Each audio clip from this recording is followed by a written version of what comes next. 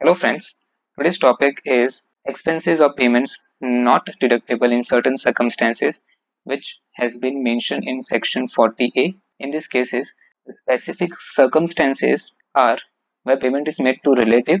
If the payment is unreasonable, excessive, then certain payment will be disallowed. If payment or expenditure is made in cash, which is in excess of 10,000, then entire amount will be disallowed.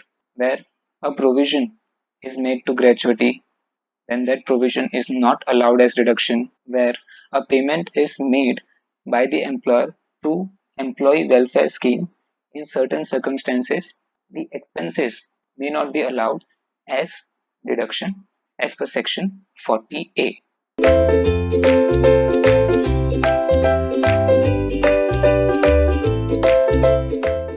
Hello friends, the next topic is expenses or payments which are not deductible in case of specific circumstances, and the relevant section number is 40A, capital A.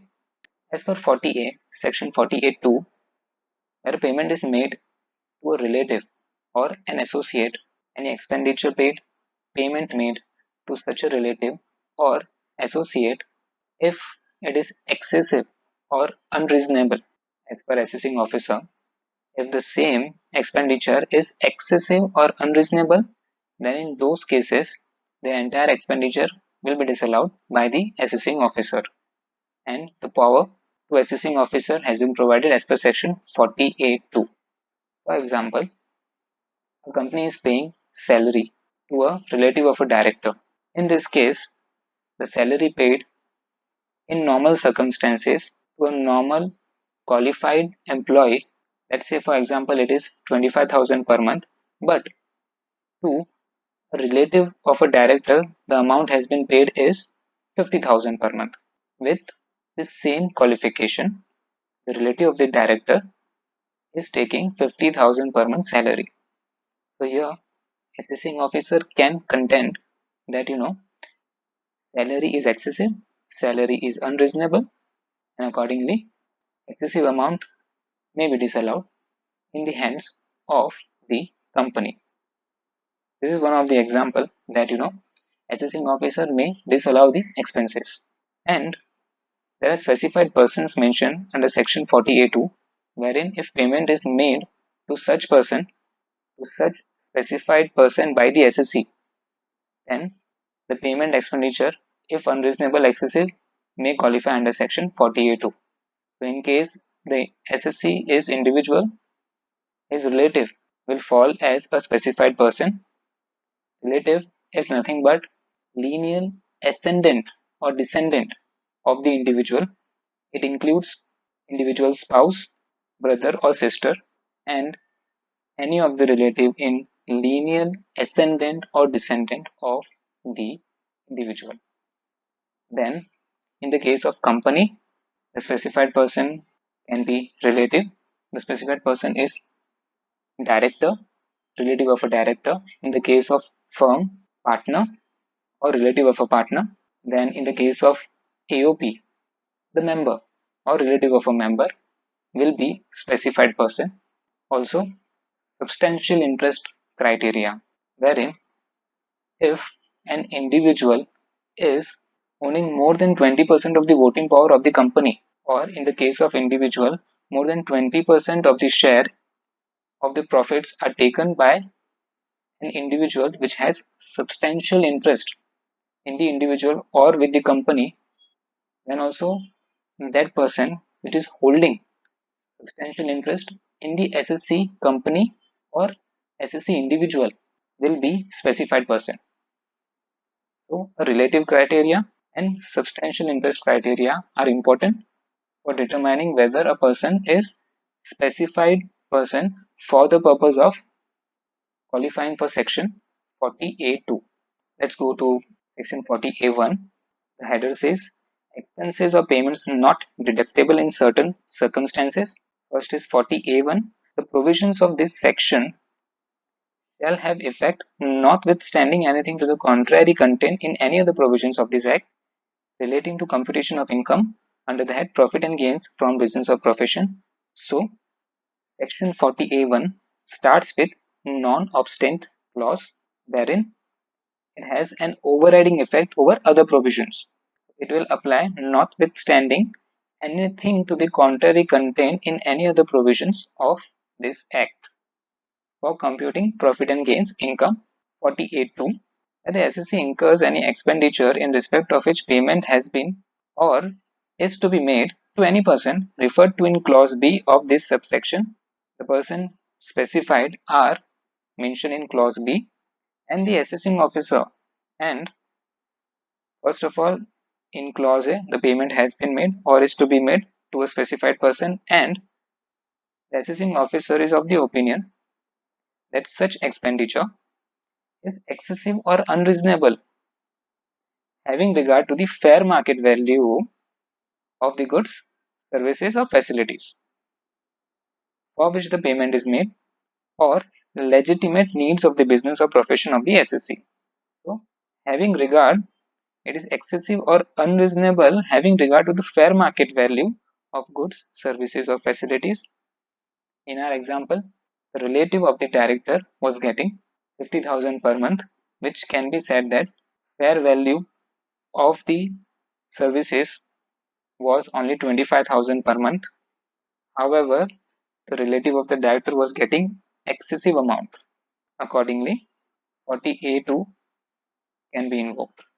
Or the benefit derived by or accruing to him therefrom so much of the expenditure as is so considered by him to be excessive or unreasonable shall not be allowed as deduction. So much of the excessive, so much of the expenditure which is excessive or unreasonable will not be allowed as deduction. So the excessive portion won't be allowed as deduction in the hands of the SSC. Now, as per clause B, these are the specified person. In the case of individual, relative of the individual will be considered as specified person. Second, any person carrying on business or profession if individual has substantial interest in the business of that person. So there is substantial interest in the business or profession of such person of the SSC, or any relative has substantial interest in the business of that person, meaning the SSC is in a way able to influence the decisions of that person. Accordingly, the substantial interest criteria, and as we have discussed earlier, substantial interest is nothing but 20% or more of the voting power or 20% or more of the share profits is eligible to that person. So for individual, two specified person, one relative, and second substantial interest criteria. Company, firm, HUF, AOP. In the case of company, it is director. In the case of firm, it is partner. In the case of HUF or AOP, it is member, or any relative of above mentioned person, any relative of director, partner, member. In the case of a company SSC, any individual who has substantial interest in the business of the company, or any relative of such individual. So, any individual has substantial interest in the company, or any relative of such company.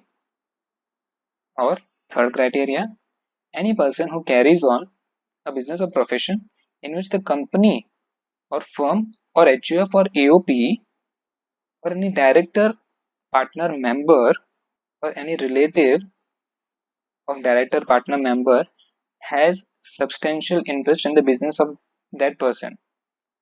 So either in the company somebody is holding a substantial interest, or either a company, firm, member, AOP, company, firm, HUF, AOP are holding substantial interest in the business of other person, then that person will also be a specified person, even if director, partner, member of the above mentioned person have substantial interest in such a person, then this particular person who is carrying on business or profession will be specified person, and accordingly any transaction, any expenditure, any payment will have to be scrutinized as per section 40A2.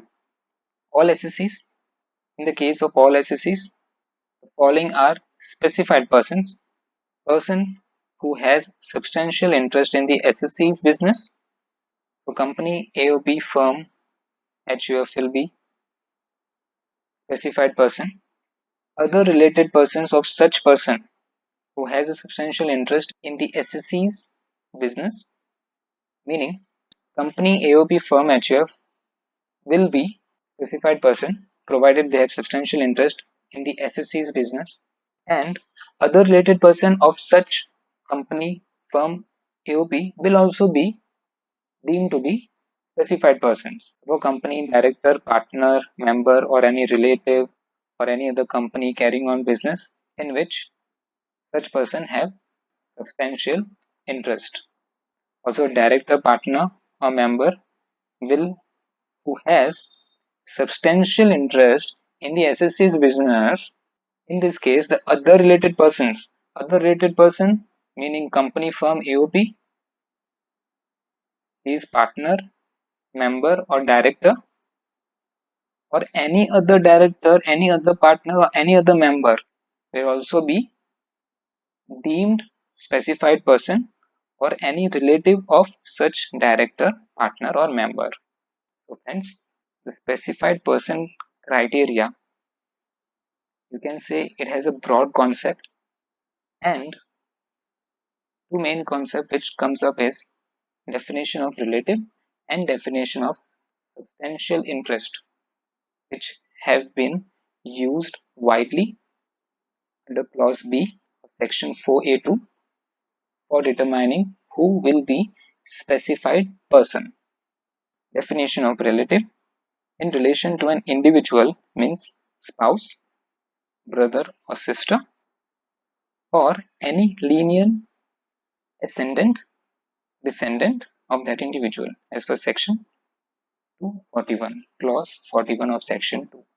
Definition of substantial interest: for the purpose of this subsection, a person shall be deemed to have a substantial interest in a business or profession if, in a case where the business or profession is carried on by a company, such person is, at any time during the previous year, the beneficial owner of shares, not being shares entitled to fixed rate of dividend, whether with or without a right to participate in profits, carrying not less than 20% of the voting power.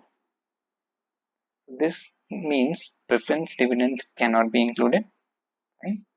And in a company, the person is holding not less than 20% of the voting power. If he is holding 20% or more of the voting power, then he will be he will have substantial interest. He will deem to be have substantial interest in the business or profession of the company. Clause B, in any other case. So clause A was for company. Second clause is any other case. Such person is at any time during the previous year. At any time during the previous year, this is also important. It may be possible that at the end of the year, the person is no more holding a substantial interest, but that cannot be the case. The wordings says at any time during the previous year. Similarly, over here, at any time during the previous year, meaning so subsequently, if the voting power or the share of profits subsequently decreased, it doesn't matter. So, in any other case, beneficially entitled to not less than 20% of the profits of such business or profession. So clause A and clause B. Clause A is for company, in which person is holding 20% or more of the voting power at any time during the previous year.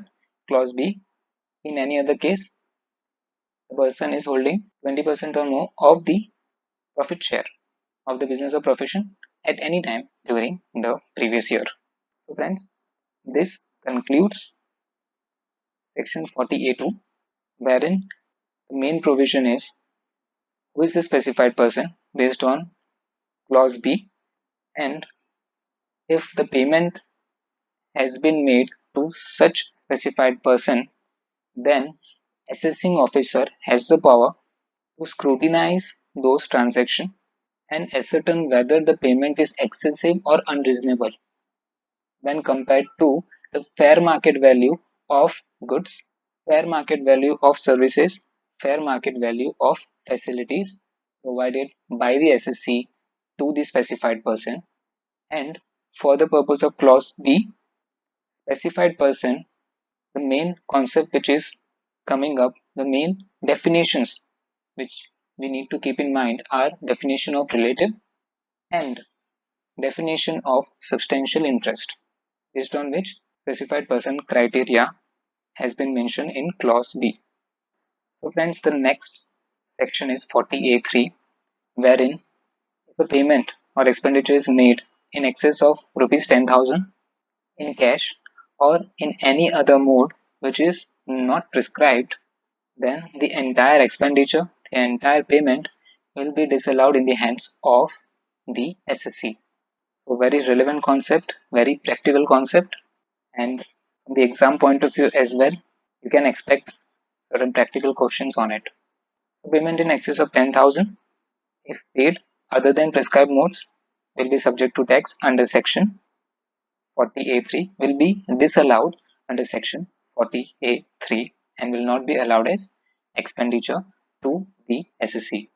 However, as per rule 6DD, there are certain exceptions mentioned, wherein if the payment, even if made more than 10,000 through cash, for example, in a day to a person, which is mentioned as per rule 6DD, then nothing will be disallowed in the hands of the SSC. So there are certain exceptions as well.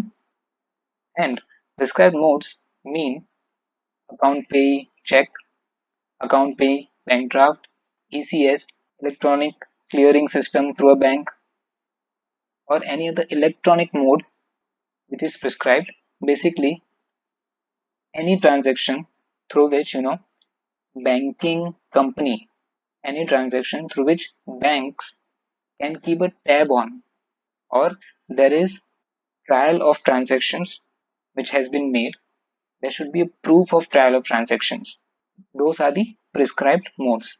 In cash, if the payment is made, then there will be no supporting, you can say, or you can say to curb the black money, to discourage the black money, such transactions are discouraged. So, in order not to support the black money, in order not to support the cash payments, this provision has been introduced since a long time on a screen. When the SSC incurs any expenditure in respect of which a payment or aggregate of payments made to a person in a day, so wordings, payment or aggregate of payments made to a person in a day. If in a day we are making payment excessive of 10,000 other than prescribed modes, then it will be disallowed. And payment or aggregate of payments meaning on the same day you have made payments of 6,000 plus 6,000, then the entire amount will be disallowed. And the mode of payment is otherwise than by an account pay check drawn on a bank or account pay bank draft or use of ECS electronic clearing system through a bank or through such other electronic mode as may be prescribed. The amount exceeds 10,000 rupees. If yes, then no deduction shall be allowed in respect of such expenditure. So the amount should be exceeding 10,000 rupees. 40A 3A. 3A says nothing but where you have already claimed deduction of the expenditure incurred and thereafter in subsequent year you have made payment in cash which is exceeding 10,000 to a person in a day. So basically that payment in the subsequent year is attracting provisions of section 48.3. In that case, the allowance, the deduction which was allowed earlier will be disallowed in the year in which payment has been made. On a screen where an allowance has been made in the assessment for any year in respect of any liability incurred by the SSC for any expenditure. So the allowance has already been made the deduction has already been claimed earlier, and subsequently during any previous year, hereinafter referred to as subsequent year, the SSC makes payment in respect thereof otherwise than by the prescribed modes. So, in the subsequent year, SSC makes payment which is otherwise than by way of prescribed modes. Then, the payment so made shall be deemed to be the profit and gains of business or profession and accordingly chargeable to income tax as income of the subsequent year.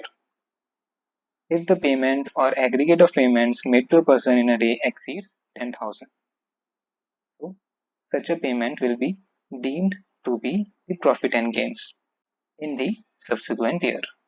So 48.3 is pertaining to the relevant previous year, and 48.3a is on mercantile system of accounting.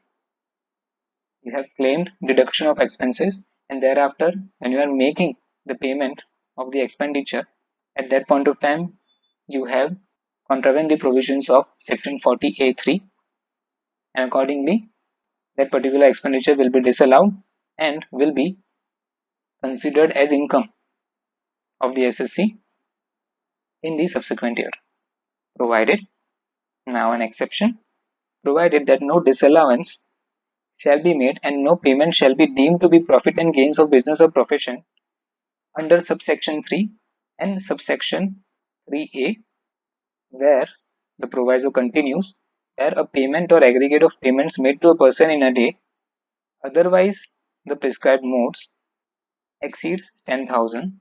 So even if the payment or aggregate of payment is exceeding 10,000, no disallowance shall be made if under such cases and under such circumstances as may be prescribed. The same has been prescribed in Rule 6D, Rule 6DD, having regard to the nature and extent of banking facilities available, considerations of business expediency, and relevant factors. This is important. What is contained in Rule 6DD is nothing but due to the banking facilities available. It is because, for example, if you are making payment to an agricultural producer, since banking facilities are minimal over there, or you can say banking facilities are not available in the villages, then in those cases payment in excess of 10,000, payment in cash will be allowed to the SSC. Also, if payment is made to several other villagers, for example to cottage industries without the aid of power, then also the payment will qualify for deduction and there will be no disallowance as per section 40A3 or 40A3A as per this proviso. And there are several other factors as well, where payment has been made to government, where payment has been made to RBI or other banking companies, or where a payment has been made to an employee as a terminal benefit, or payment has been made to an employee where he is not in his normal place of business and banking facilities are not available in at such other place. So, we will discuss in detail this section, the Rule 6DD. So, this proviso says whatever has been prescribed will be allowed as deduction even if the payment is exceeding 10,000, even if the payment has been made in cash. Provided further, this another provision is related to plying, hiring, leasing goods carriages, wherein this 10,000 amount, this 10,000 limit is to be read as 35,000. So, if any person, if SSC is making payment to a transporter, to a transport driver, wherein the payment is exceeding 10,000, or you can say is 30,000, which is not exceeding 35,000, then the payment in cash will be allowed as deduction to the SSC as per this proviso. Provided further that in the case of payment made for plying, hiring, or leasing goods carriages, the provisions of subsection 3 and 3a shall have effect as if for the words 10,000, the words 35,000 rupees has been substituted. So 35,000 is the limit in case of supplying, hiring, or leasing goods carriages. Payment made to such entity. Now friends, Rule 6DD, which is coming as per proviso to Section 40A3. First proviso, Rule 6DD, cases and circumstances in which a payment exceeding 10,000 rupees may be made to a person in a day, otherwise than through prescribed modes. No disallowance under subsection 3 of section 48 shall be made, and no payment shall be deemed to be profit and gains of business or profession under subsection 3A of section 40A, where a payment or aggregate of payments made to a person in a day, otherwise than through prescribed modes, exceeds 10,000. So it says the same thing, exceeds 10,000, no disallowance under subsection 3 and 3A. First, where the payment is made to RBI or any banking company, SBI or any subsidiary bank, cooperative bank, primary agricultural credit society, Life Insurance Corporation of India. Herein, a question may arise that if, for example, you are making any payment of the premium, whether that can be allowed if paid in cash. So, the benefit of premium paid for LIC is allowed as deduction under Section 80C.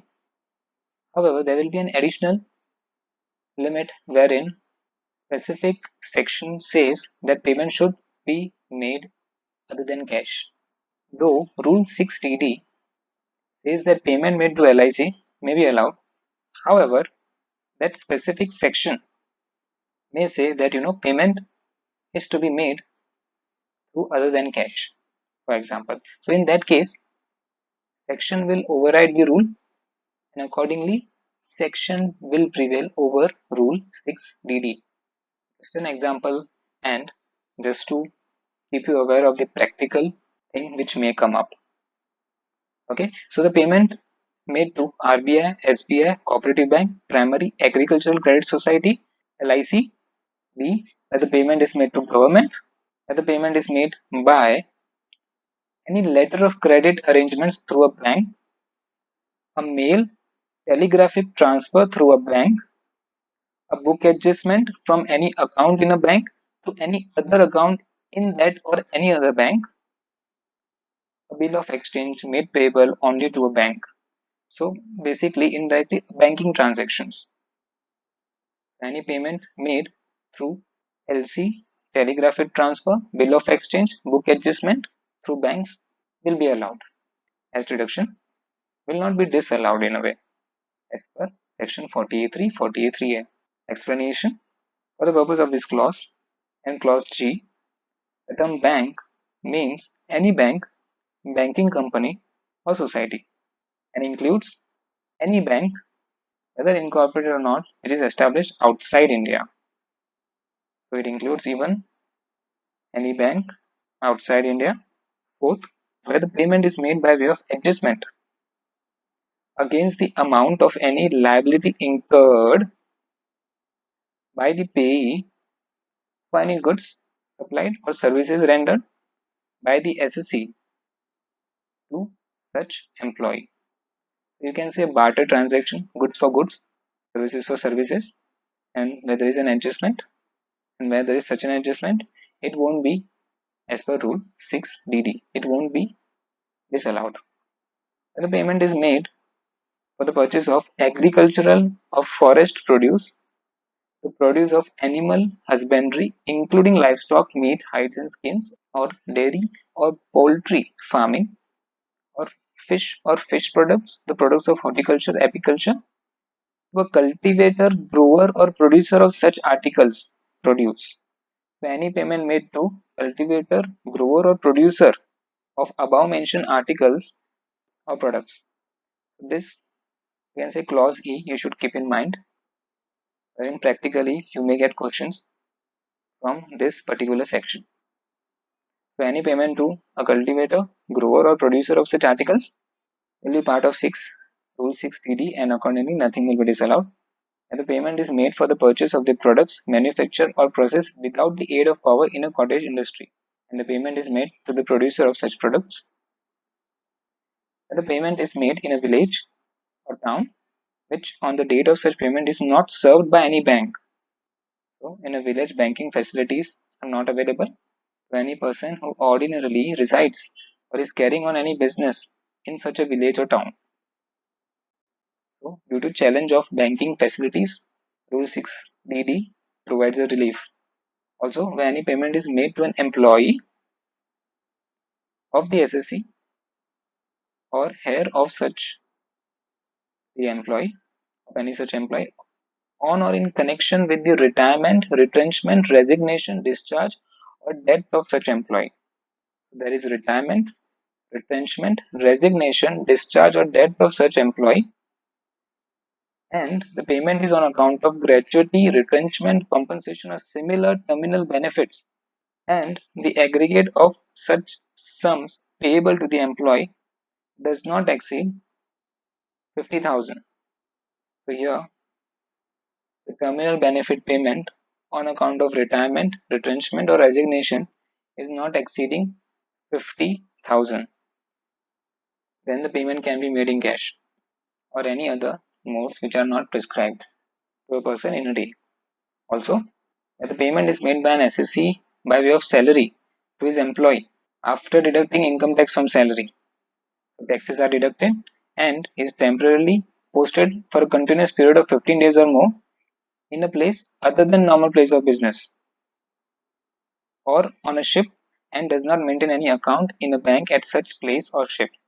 So as we had discussed earlier, that any payment made to the employee who is rendering services which is other than normal place of duty and there are no banking facilities available to such employee, then any payment to such employee in cash is allowed as deduction, will not be disallowed in the hands of the SSC under section 48.3, 48.3a. Even also the payment is in cash, even also the payment is exceeding 10,000, provided applicable taxes thereon are deducted by the employer. So after deducting the income tax, fine, and temporarily posted, where the payment is made by any person to his agent who is required to make payment in cash for goods or services on behalf of such person. So payment made to agent, that is fine. As a person, the payment is made by an authorized dealer or a money changer against purchase of foreign currency or traveler's check in the normal course of his business. So the authorized dealer which is into his normal course of business, nothing will be applicable to him for the purpose of disallowance under section 48.3 and 40A3A. Definition of authorized dealer. For the purpose of this clause, expressions authorized dealer, money changer means a person authorized as an authorized dealer or a money changer to deal in foreign currency or foreign exchange under any law of the land in force. So the person is dealing in foreign currency or foreign exchange. So friends, section 6DD practically important, and just go through it once so that you are aware what exactly rule 6DD covers, and it is exception to section 40A3, 40A3A. 40A3 says any payment other than modes prescribed, if payment is exceeding 10,000 to a person in a day, then the entire payment will be disallowed in the hands of the SSC. There are modes prescribed in the section itself, and 3A says where on mercantile system of accounting you have made an allowance, you have claimed deduction in the books of accounts, or for income tax purpose you have claimed deduction, and in the subsequent year you have made payment which is contravening the provisions of section 48.3, then in those cases that particular expenditure will be deemed to be profit and gains in the hands of the SSC and accordingly subject to tax. And first proviso describes circumstances which are mentioned in rule 6DD, and the circumstances you will see over here having regard to the nature and extent of banking facilities. So if in village, if the payment is made to agricultural produce, if the payment is made to cottage industry, to producer of products in a cottage industry without the aid of power, payment made to employee where there is no banking facility available, or he does not have any bank account in that particular region. So there are practical difficulties as such, wherein Rule 6DD has taken those circumstances into account and accordingly provided relief to the SSC. Having regard to the nature and extent of banking facilities available, considerations of business expediency, payment to employees, and other relevant factors. This is important, which sums up Rule 6DD. And lastly, third proviso, it says that any payment to flying, hiring, or leasing goods carriages, the limit will be not 10,000 but 35,000 in a day, provided provided the payment should be made through prescribed modes only. So the only exception provided to plying, hiring, or leasing goods carriages is the limit is extended. The limit is 35,000 instead of 10,000. However, the payment should be made through prescribed modes only.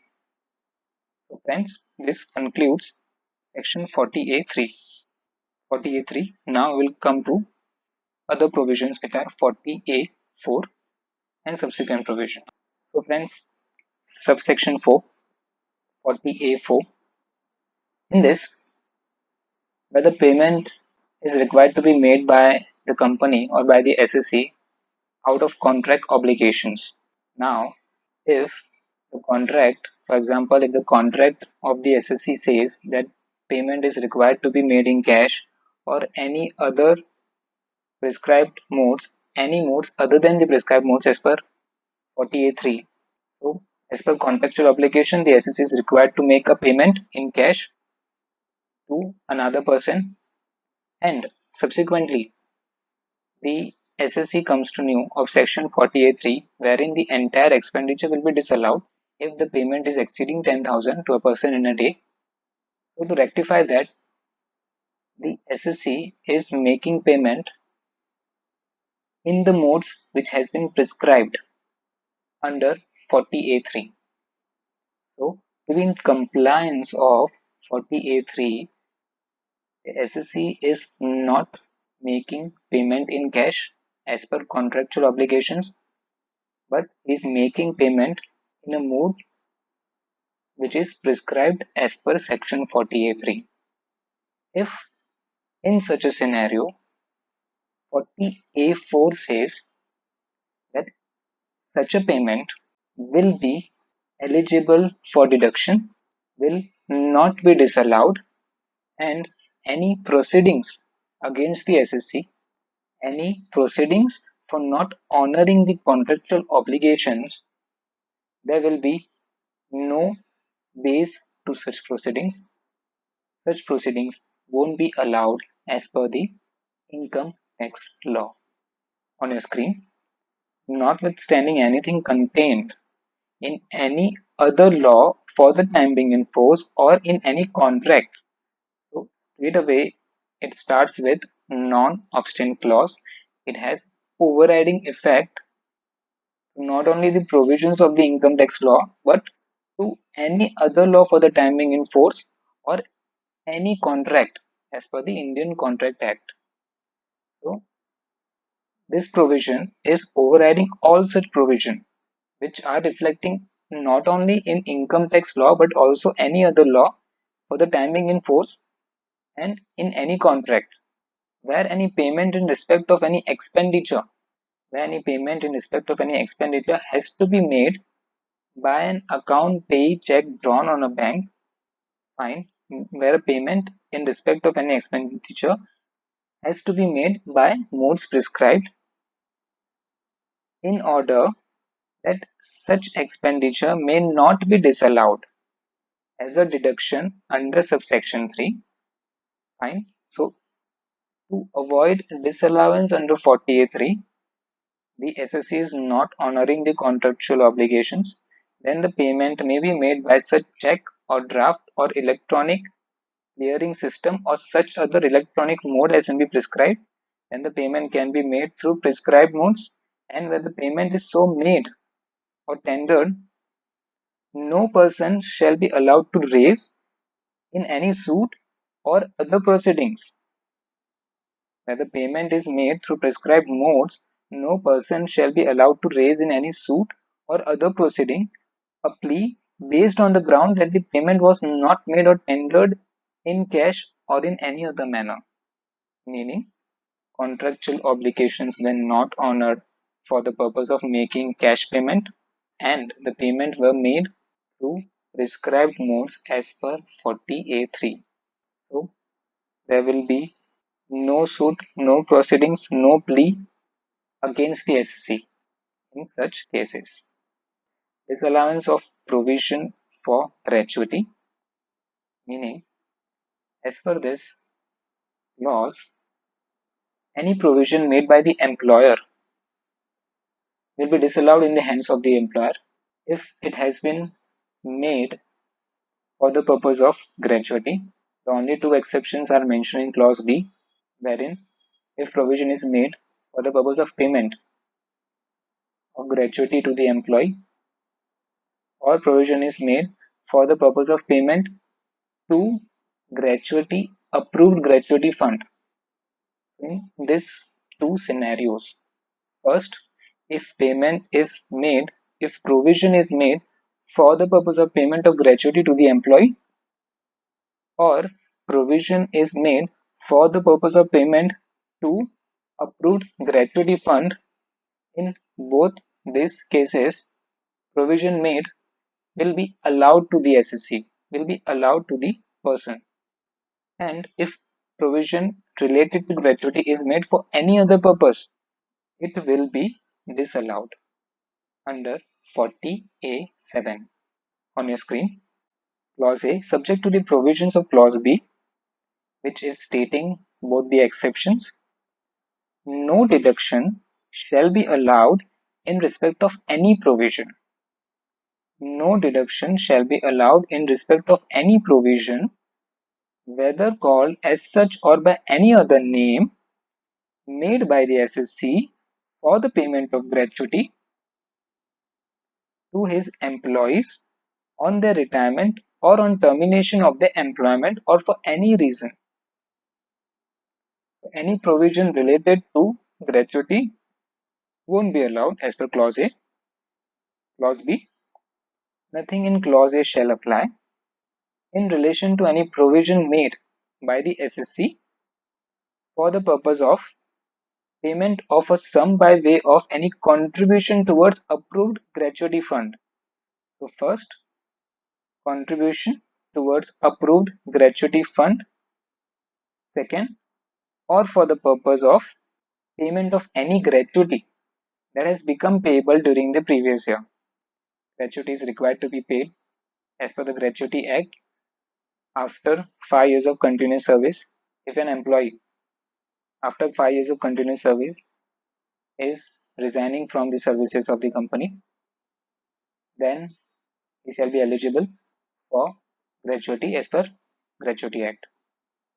So to honor this payment, if there is any provision made for the payment of gratuity by the company during the previous year, then the same will be allowed. Then the same will not be disallowed as per 47. Any provision, any other provision other than approved gratuity fund, other than payment of gratuity, will be disallowed in the hands of the SSC. Explanation for the removal of doubts, it is hereby declared that where any provision made by the SSC for the payment of gratuity to his employees on the retirement or termination of the employment for any reason has been allowed as deduction in computing the income for any assessment year. So, as per this explanation, if any deduction has been previously allowed, it won't be again allowed in the subsequent assessment year, in the relevant assessment year. So, here the reduction has been already allowed earlier, so paid by way of contribution towards an approved gratuity fund or payment of gratuity mentioned in clause B, then the same shall not be allowed as a deduction in computing the income of the SSC of the previous year in which the sum so paid shall not be allowed as deduction, meaning just to avoid double deduction, the payment won't be allowed again. So, meaning explanation says the provision has been made for the purpose of payment to approved gratuity fund, or the provision has been made for the purpose of payment of gratuity to the employee, and such deduction has been allowed previously to the SSC? If yes, then it won't be allowed again in the relevant previous year. Meaning, practically, for example, what happens is, as we have discussed earlier, if an employee is resigning from the services of the company after 5 years, then gratuity is eligible. Now, the company, what they do practically is, year on year, they deposit certain amount in approved gratuity fund. So in the first year, certain amount will be deposited. Second year, third year, fourth year, fifth year. Based on actuarial valuation, an amount will be deposited year on year. So if the SSC has claimed any deduction while transferring the amount to approved gratuity fund year on year, then the same deduction, then the same amount which has been allowed earlier won't be allowed as deduction in the year of payment to the SSC. This was from the scenario of approved gratuity fund. If if the employee has retired from the services of the company, say his last day is in April 2020, April 2020, and considering 3 months notice period in Jan, the company came to know that payment of gratuity will be due. Accordingly, they made a provision in the books of accounts. So a deduction was claimed in the previous year 1920 based on provision, and the actual payment was made only in April 2020 after full and final settlement. So the provision has been made in 1920 in previous year 1920 and claimed as deduction in the income tax computation by the SSC. And now, as per this explanation, which is mentioned over here, as per this explanation, such payment cannot be claimed again in previous year 2021 at the time of payment, just to avoid double deduction. So friends, disallowance of provision of gratuity, provision if made to approve gratuity fund, provision if made for the purpose of payment of gratuity to the employee which is due, then only such provision will be allowed. Rest all the provisions made related to gratuity will be disallowed as per section 40A7. Next is 40A9, contributions by employers to funds, trust, etc. Contribution by employers to employee welfare schemes. Any contribution, any other cost, setup cost, setting up, formation of trust, any related cost therein won't be allowed. It would be disallowed as per section 40A9. However, if any contribution has been made, which has been generally made to Provident Fund or any other employee welfare scheme, then it will continue to be allowed as per section 36, subsection 1, clause 4, 4A, 5. So it doesn't affect the deduction of section 36, 1, 4, 4A and 5, and any other payment apart from this, apart from which has been mentioned under section 36, 1, any other payment, then that will be disallowed as per section 40A9. So if anything is in excess, for example for Provident Fund, anything in excess of 12% by the employer as the employer contribution, then that will be disallowed under section 40A9. On your screen, no deduction shall be allowed in respect of any sum paid by the SSC as an employer towards the setting up or formation of or as contribution to any sum paid towards setting up, formation or contribution to any fund, trust, company, association of persons, body of individuals, society register, or any other institution for any purpose except where such sum is so paid for the purpose and to the extent provided under clause 4, 4A, clause 5 of subsection 1 of section 36 or as required under any other law for the time being in force. Meaning it won't affect the deduction which can be claimed under section 36(1). Any other payment, any other sum related to fund, trust, company will be disallowed. Exceptions mean this. Section 36(1). Mark to market loss or other expected loss. Again, the deduction under section 36(1) won't be affected, and any other deduction which is related to mark to market loss or other expected loss will be disallowed to the SSC. No deduction or allowance shall be allowed in respect of any mark to market loss or other expected loss except as allowable under section the clause 18 of subsection 1 of section 36. So friends, this concludes section 40A, which covers inadmissibility of deduction for certain specific cases. So firstly, what we read was 40A1. It starts with non-obstant clause and it overrides other provisions of income tax. Then 40A2, wherein payment to relative and associate, if excessive, unreasonable, will be disallowed to the extent of excessive amount, to the extent of unreasonable amount. Concept of relative, concept of substantial interest, concept of specified person is important. Then 40A3, any payment in excess of 10,000 through other than prescribed modes to a person in a day will be disallowed to the SSC. Then rule 6DD, which is an exception to 40A3 and 40A3A, very important from practical perspective. Then 40A4, which where the SSC is not honoring the contractual obligations and to be in compliant with section 40A3, he makes payment through modes which are prescribed, then nothing in law, no proceeding can be initiated against the SSC. Disallowance of provision to gratuity, wherein provision if made to approved gratuity fund or for the purpose of payment of gratuity to the employee which is due only will be allowed as provision, else all other provisions related to gratuity will be disallowed. Then contributions, payment, any sum paid for to fund, trust which are employee welfare related will be disallowed. Only payment which will be allowed which are allowed under section 36(1).